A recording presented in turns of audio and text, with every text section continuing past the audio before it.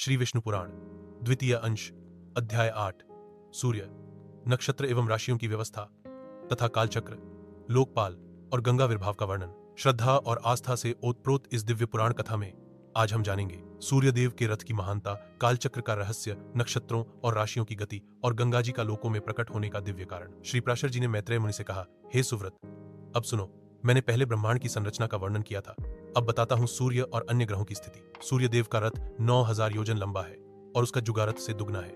इस रथ का धुरा 1.5 करोड़ 7 लाख योजन तक फैला है। उसमें लगा चक्र ही पूरे कालचक्र का आधार है। उस चक्र में 3 नाभियां हेम पूर्वाहन, मध्याह्न और पराह्न, 5 अरे हेम परिवत्सर इत्यादि और 6 नेमियाषढ़ तुएं हैं। यही काल का चक्र है जिसमें समस्त जीव बांधे हुए हैं। इस अद्भुत रथ को खींचते हैं 7 छंद स्वरूप घोड़े, गायत्री, बृहति, उष्णिक, जगति, त्रिष्टुप, अनुष्टुप और पंक्ति। भगवान सूर्य का रथ एक विशेष धुरे से चलता है जिसकी गति इतनी प्रचंड है कि वह छोड़े गए बाण के समान आकाश में दौड़ता है। सूर्यदेव दिन और रात की व्यवस्था करते हैं। उनकी गति ही जीवन का आधार है। हे मैत्रेय, सूर्य किसी एक स्थान पर उदित नहीं होते, वे सदा एक स्थान पर ही रहते हैं। उनका उदय और अस्त केवल हमारी दृष्टि का भ्रम है। वे अपने प्रकाश से पूर्व, पश्चिम, उत्तर और दक्षिण सभी दिशाओं में एक समान प्रकाशित करते हैं। हे द्विजोत्तम, सूर्य की गति ही मंद और शीघ्र होकर दिन और रात को आकार देती है।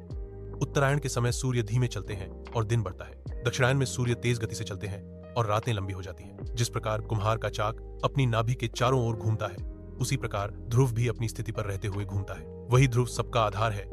सूर्य, चंद्रमा, तारे, वर्षा और जीवन सब कुछ उसी से जुड़ा है। मैत्रेय, सूर्य के दक्षिण पथ को पितृयान कहा गया है। इस मार्ग में तपस्वी मुनिजन जाते हैं जो यज्ञ और वैदिक धर्म के पुनरुद्धार में लगे होते हैं। वहीं उत्तर पथ को देवयान कहते हैं। वहां रहते हैं वे ब्रह्मचारी जो समस्त विषयों का त्याग कर अमरता प्राप्त करते हैं। उन्होंने इच्छा, द्वेष, लोभ और मोह को त्याग कर अमर धाम प्राप्त किया है। और तब जिस परम धाम में भगवान विष्णु स्वयं स्थित है, वहीं से प्रकट होती है सर्वपावनी पुण्य श्लीला मां गंगा। भगवान विष्णु के चरण कमल से निकली गंगा जी को ध्रुव अपने मस्तक पर धारण करते हैं। वहीं से यह दिव्य जलधर पृथ्वी पर गिरता है। गंगा जी 4 दिशाओं में विभक्त होकर प्रकट होती हैं, सीता, अलकनंदा, चक्षु और भद्रा। उनमें से अलकनंदा को भगवान शंकर ने अपनी जटाओं में धारण किया और बाद में उसे सगर पुत्रों के उद्धार हेतु पृथ्वी पर छोड़ा।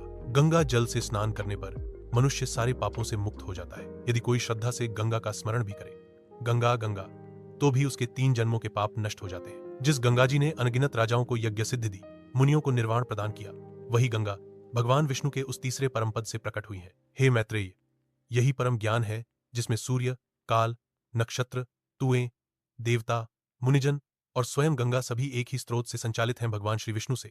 यदि यह अध्याय आपके अंतर्मन को स्पर्श करता है तो कृपया लाइक करें, कमेंट करें और सब्सक्राइब करना ना भूलें। अगली कथा में जानिए ज्योतिष चक्र और शिशुमार चक्र का रहस्य। बेल आइकन दबाएं ताकि अगली कथा आपसे छूटे नहीं। श्री हरि।